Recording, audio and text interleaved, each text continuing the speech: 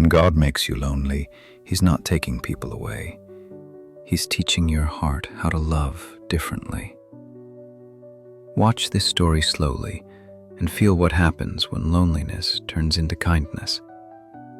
This is the story of Gita, a woman who found peace not by having more people around her, but by giving more love to those who had no one. Because sometimes, when you feel most alone, God is quietly making you someone's light.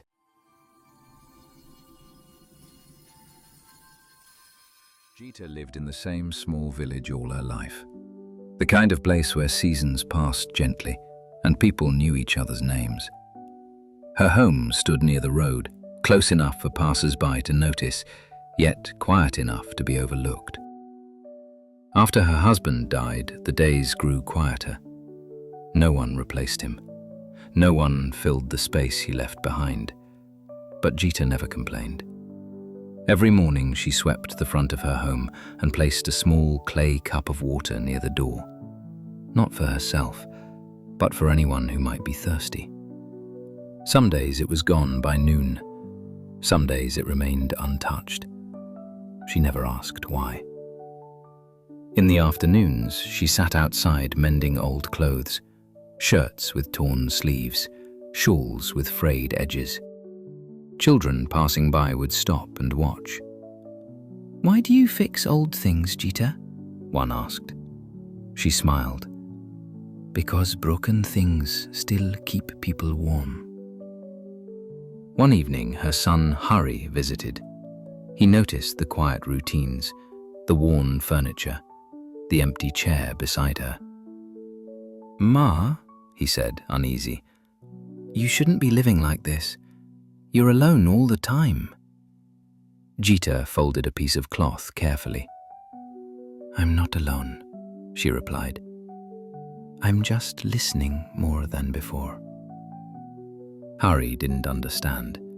To him, loneliness meant loss. To her, it meant space.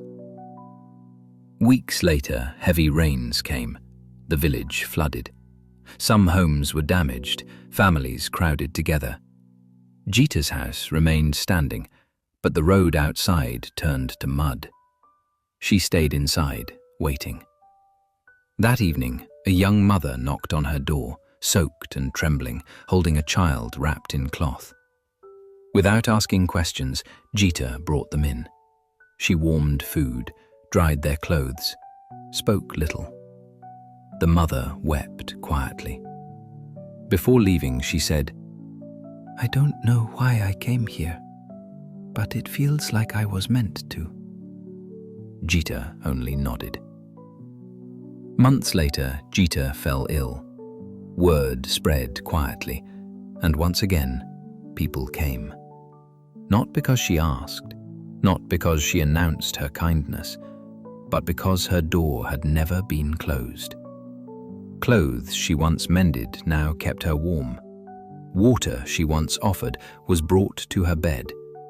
Children sat nearby, silent for once. Hari stood in the corner, overwhelmed. He finally saw it. Loneliness had not emptied her life. It had widened it. When Gita recovered, Hari asked her to come live with him in the city. She agreed.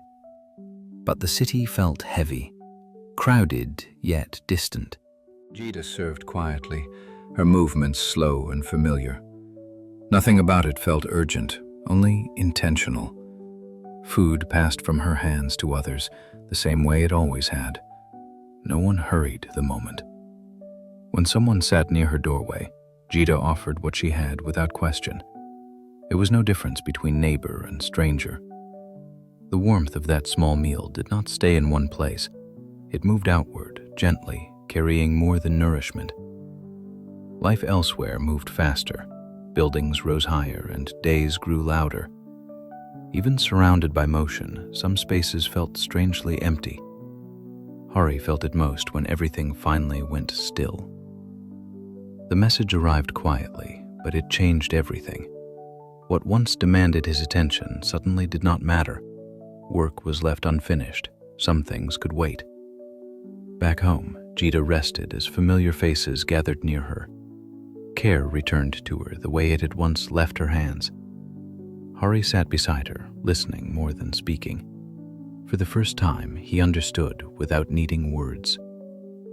Morning came softly. The village gathered, not in sorrow, but in gratitude. Gita stood among them with open hands. She carried nothing with her, and yet she lacked nothing. The city felt different from the village, full of rooms, yet short on closeness. Gita sat by the window, letting the quiet speak again. She did not resist it. Love found another place to rest. It arrived naturally, without announcement. What had been given was not lost. It had only changed direction. As the light faded, Gita remained still. Her heart was full, even as the day ended. Nothing needed to be added. Nothing needed to stay. One afternoon, Gita noticed a group of elderly women sitting alone outside an old shelter. She stopped. She sat beside them. She listened. Soon she returned every week, bringing mended clothes, warm food, and quiet company. Love had moved again. God never took love away from her. He simply changed where it needed to go. When God makes you lonely, He's not punishing you. He's preparing you. He removes the noise so you can hear what love truly sounds like. He empties your hands so your heart can learn to hold differently. He moves familiar faces away so you can recognize the divine ones He sends next. Because when love is given freely, it never disappears. It waits, it travels, and it returns in forms you never expected. Somewhere in your loneliness, God is rewriting the way your heart loves.